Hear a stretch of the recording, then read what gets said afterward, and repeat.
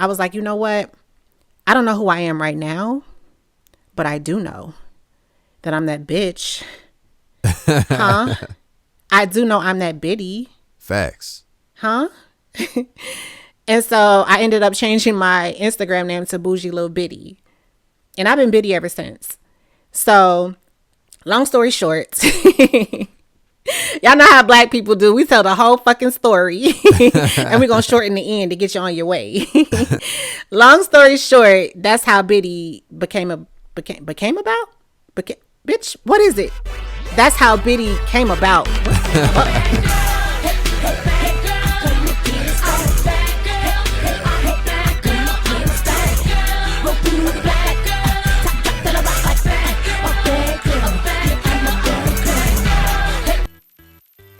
What's up, y'all? It is your girl, Biddie Monroe. This is the very first episode of my new podcast, XOXO Biddie, where it's real talk, it's real vibes, it's no filter. Because I said what I said. First of all, I just want to go on record and let y'all know that it's hot as fuck on this set. These lights are hot. I came in with a beautiful bust down, and now my edges are sweating out. I'm not responsible for how I'm going to look at the end of this episode. And everybody's pretty much getting fired after this because everybody knew. Everybody knew. And y'all say y'all like me, but I don't think y'all like me for real. Because y'all ain't bring no fans or nothing. It's hot as fuck. Anyway, y'all, thank y'all so much for tuning in. I appreciate y'all. I'm excited. I am nervous. I am all of the above. Did you just plug in a microphone, my nigga? Yeah, I couldn't let you be on here talking to yourself. That's the whole premise of the show. We talked about this. I talk to myself unless I have a guest. And you knew that. Are you trying to sabotage me? Are you saboteur? Because it's giving sabotage vibes. Nah, somebody's got to. And y'all are laughing. I feel like y'all have planned this. We will run this shit back because I don't know who the fuck you think you are right now. We're not keeping it. Are we keeping it though? Are we keeping it? I kind of fuck with it. All right. I kind of fuck with it. Let's keep it. So if y'all are seeing this, y'all see that I've been sabotaged. Are you going to use your real name? Why don't you come sit on the couch? Are you camera shy? Nah, I got warrants. You ain't got no warrants. He say he here for a good time, not a long time, ladies. Just like a nigga. I'm going to call you Ghost. That'll work. Well, there you have it. I've been sabotaged, but it's all good. I fuck with it. We're going to keep it moving. Why they call you Biddie, though? So you're interviewing me, too? So we're just going to change the whole first episode. Got it. Fuck it. Let's get it. So to answer your question, Biddie is not short for anything. Biddie Monroe is an alter ego that I created. It's kind of a long story, but I'll try to shorten it. So here's the story of Biddie. I was married before, and I was in kind of like a public marriage, if you will. Well, so were you married to a celebrity or something? No. Fuck no. No shade to my ex, but fuck no. When I say public, I mean public amongst my peers. We was kind of like well known in the hood type shit. So when I decided I wanted to get a divorce, I was like mad terrified of what people would think. Why though? Because it's embarrassing. Anything you fail at is embarrassing, number one. Number two, failing at marriage is a whole nother beast. And when you get divorced for the reasons I got a divorce, it's kind of like, you're looking at the wife like, oh, you wasn't doing something you were supposed to be doing in the marriage. Right. And that's not true. Because I handled my business in all aspects of my situation, if you know what I mean. So I figured the only way to overcome this fear was I needed to make my divorce as public as I made my marriage.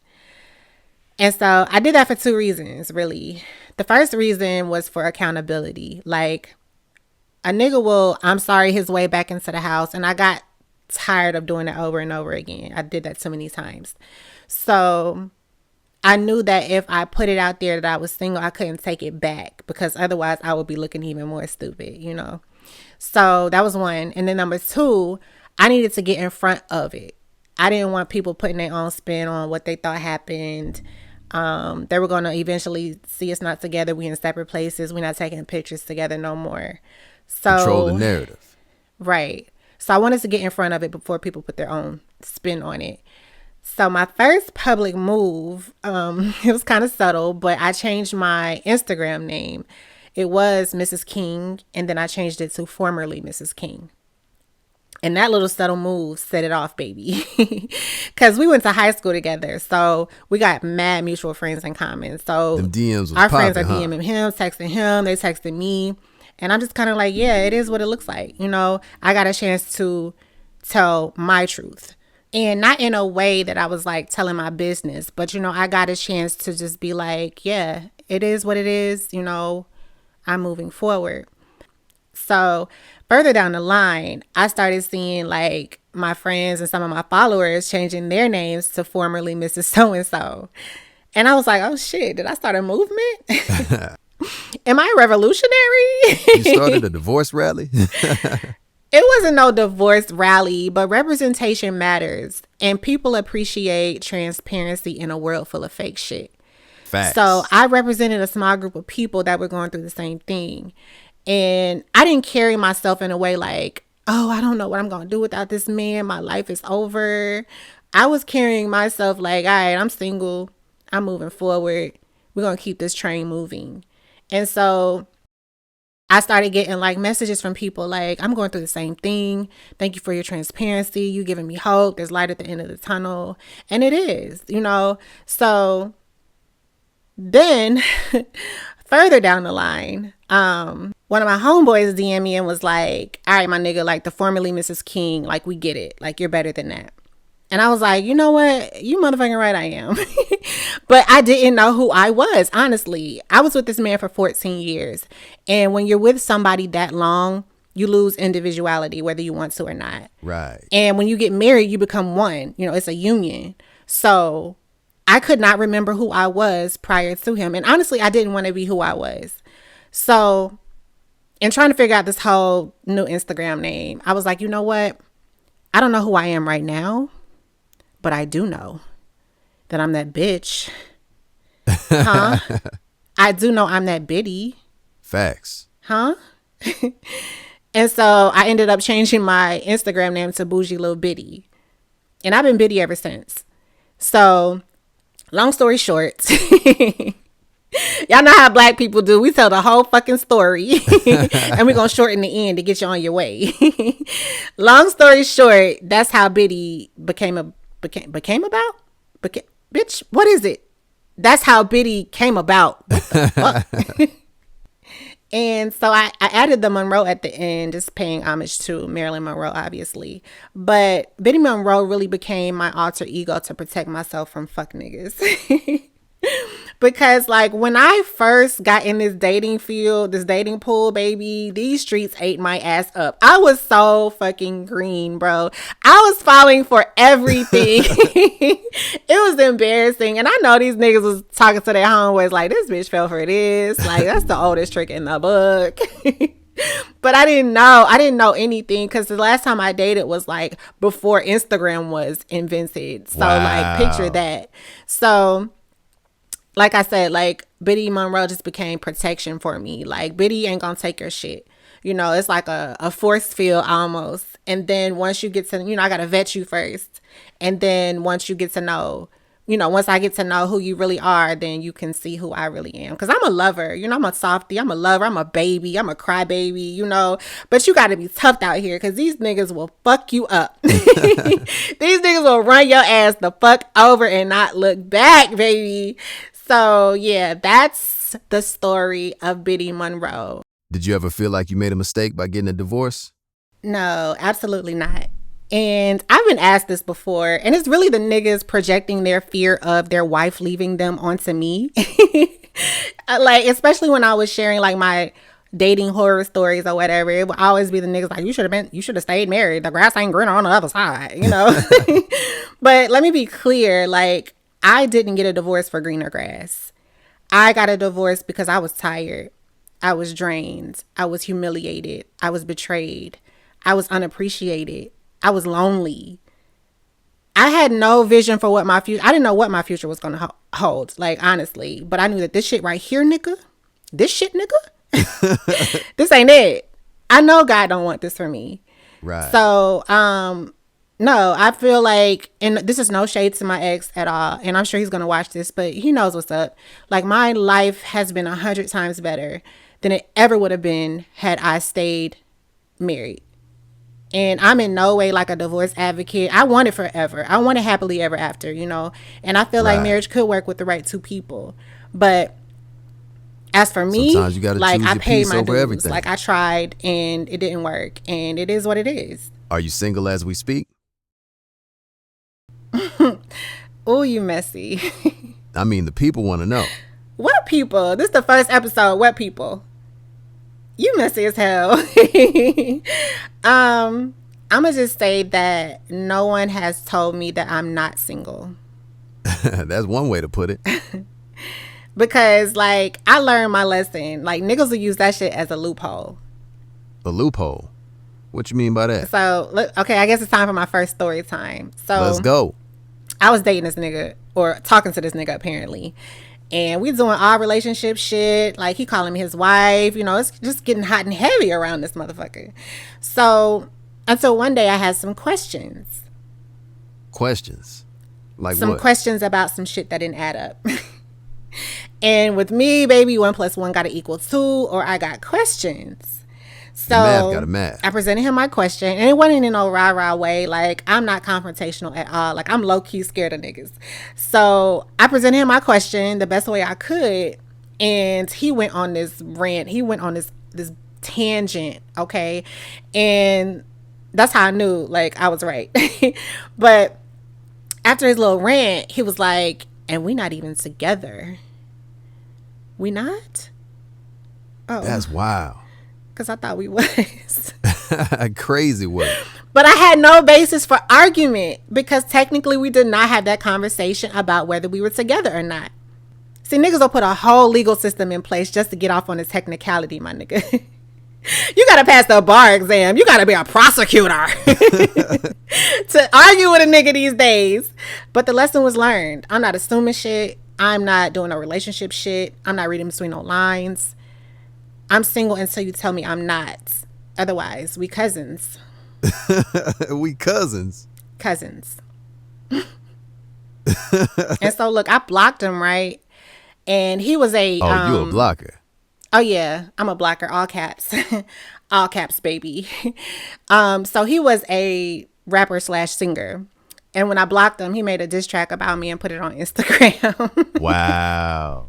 Was it fire, though? This shit went hard. This shit was fire. I ain't gonna lie to you. I was like, okay. I need this on my playlist.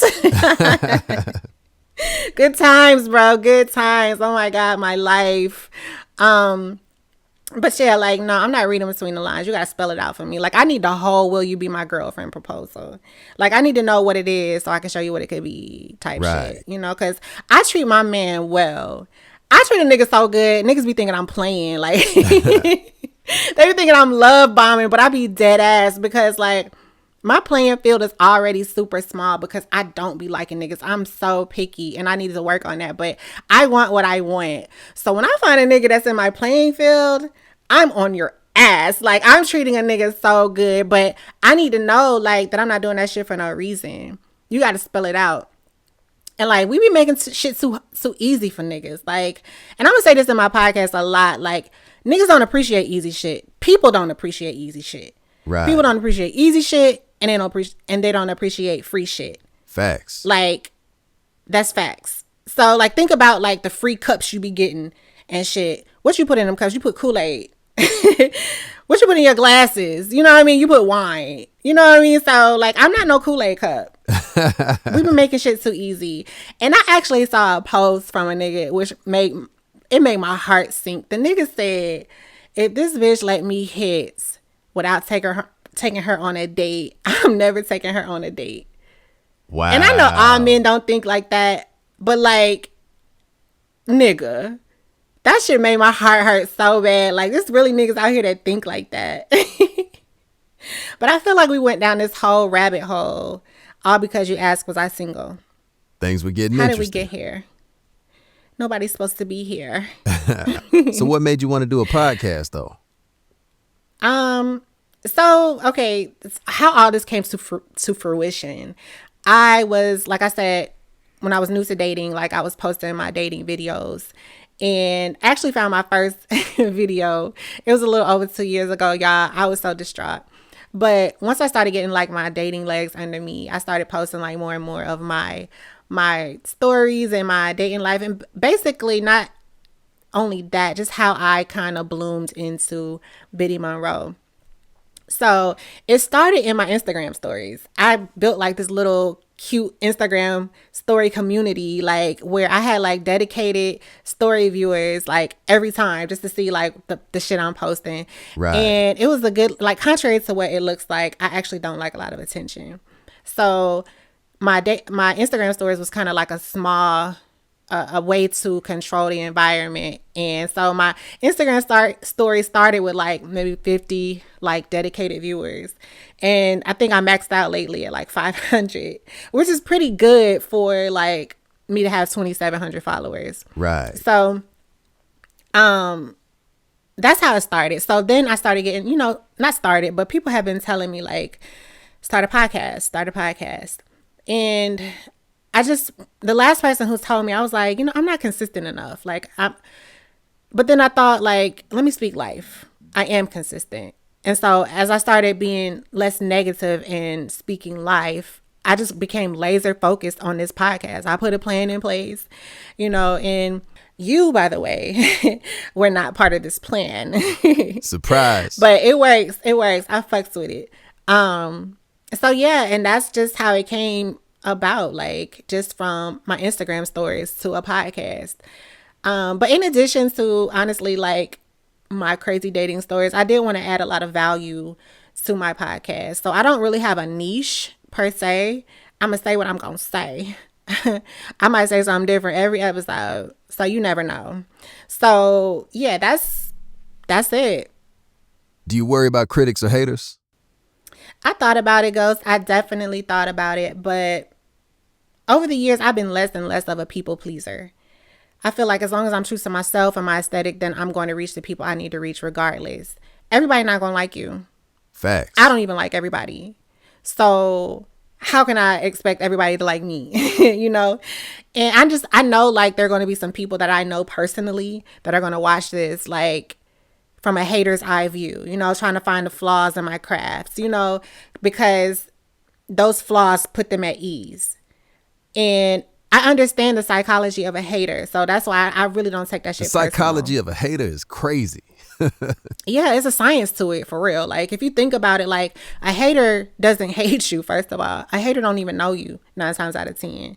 A hater is mad at themselves because you're reminding them of what they're not doing or what they're unable to do in their lives. And so, like, and sometimes it's not even, I wouldn't even call him a hater. I would just call him insecure, Because, like, for instance, when I was a teenager, I wanted to be a singer. But I had, like, this terrible ass stage fright. You could sing? Yeah. I could sing a little bit. Let me hear something. So I just told you I had terrible stage fright, nigga. I was actually in 2 girl groups. I was in an R&B group that never came out, and I was in a gospel group that we had a few singles and we had some performances. So I could sing my ass off in a group. I could sing my ass off in the background. I could sing my ass off in the studio. But like solo on stage by myself, I just couldn't do it. But when I was a teenager, when I would like watch the BET Awards or the MTV Awards and I would see the artists up there killing it, I would just start crying because it reminded me of what I couldn't do. They be lip singing though. Not all the time. Like some of them mics be on. But like, it wasn't that I hated Aaliyah. I didn't hate the artist or whoever was performing. I loved them. I had all their albums, but their performance reminded me of what I physically could not do. So in that instance, would you call me a hater? Am I really a hater or am I just insecure? So I give haters a lot of grace. I give people a lot of grace because I understand the psychology behind it. And I don't take it personal. I feel that. But nevertheless, I'm here to show love. I'm here to share laughs. So whether you're here to vibe or you're here to hate, I'm glad you're here because it's up regardless. It's up. Huh? I like that sound effect. Now do the like, me, me, me, me. Wait, that's Beethoven. You know what I mean? The sound. That. Why was I thinking Beethoven? Like, what? But yeah, y'all, it's time for our next segment. We still got time. It's time for our final segment, actually, because we got derailed a little bit. But I fucks with it. I fucks with you, bro. For sure. This segment is called Somebody Said, where we take the random shit. Well, we talk about the random shit that y'all post on the internet. Let's go. Somebody said, attention gives you the false reality that you got options. I know a nigga wrote this. But it's one of the things that's absolutely true, bro. And it's something that we don't talk about because we don't want to admit it. But it's true. Attention does not equal options. But the reason that we feel this way is not even our fault, for real. So whose fault is it? Our brain is tricking us. It's literally tricking us. So let me get scientific on y'all real quick. Can I get nerdy? I need my glasses. So how our brain is wired, we're wired to seek approval and validation, whether it's external or internal, right? So when we get attention, like whether it's in the form of compliments or likes, heart eyes, DMs, all that shit, all that triggers the release of dopamine. And if you're not familiar with dopamine, that's the brain's feel-good chemical. So this makes us feel valuable and desired, right? So we're now associating attention with worthiness, and they're not one and the same. It don't take nothing but 2 seconds to double tap a screen. But our brain is tricking us, right? So we're all just a bunch of dopamine addicts. Nah, dead ass, because the same dopamine that drugs release is the same dopamine that attention releases. So having too much dopamine is what causes addiction. But not having enough dopamine is what causes depression.